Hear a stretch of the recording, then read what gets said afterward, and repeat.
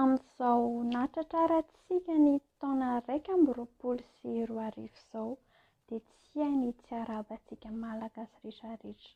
Ganety taona ity mba ho taona hitondra fahombiazana ho antsika. Mirary soa.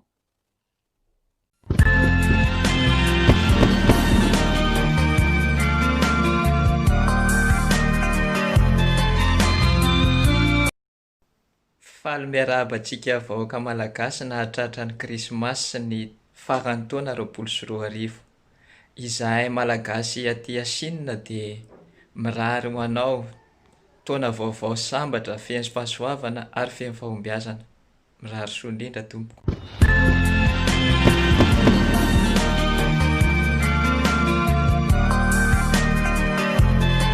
Miarabantsika rehetrarehetra nahatratran'izao taom-baovao izao. Eto moa izay malagasy aty Sinina dia faly miarahaba manokana ho antsika malagasy rehetrarehetra. Engany mba ho taona ho tonga hitondra fahombiazana ho antsika ity taona ity, ho lavitra ny aretina, ho lavitra ny adiady dia mirary soa antsika tsirairay avy. Mirary soa tompoko.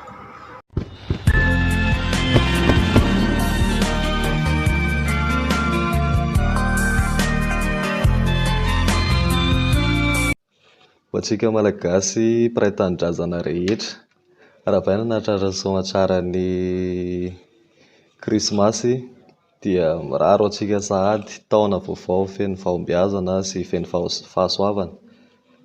Dia mirary soa, dia mirary fety sambatra. Bye bye.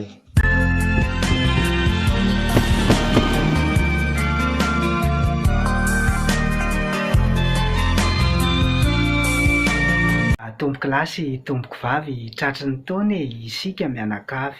Efa taom-baovao indray izao no avy ka maiza mifety sy manalaza e. Mirary soa e, ho tafita n'ity taona ity.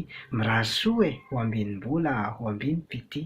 Mirary soa e, ho anao sy ny ankohonanao dia arabaina tratry ny taom-baovao. Santatra malagasy eto Sinina.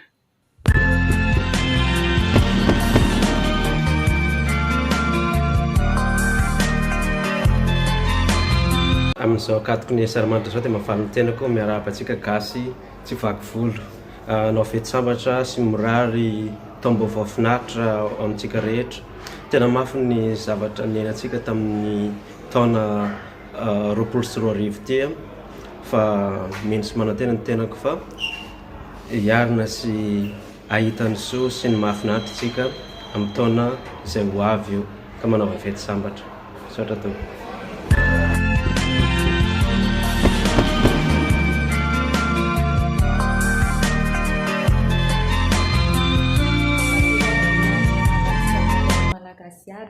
Tratry n'izao farantaona izao, mirary fety sambatra sy fahombiazana ary fahasalamana ho antsika tsirairay avy, izahay malagasy mpiray tanindrazana.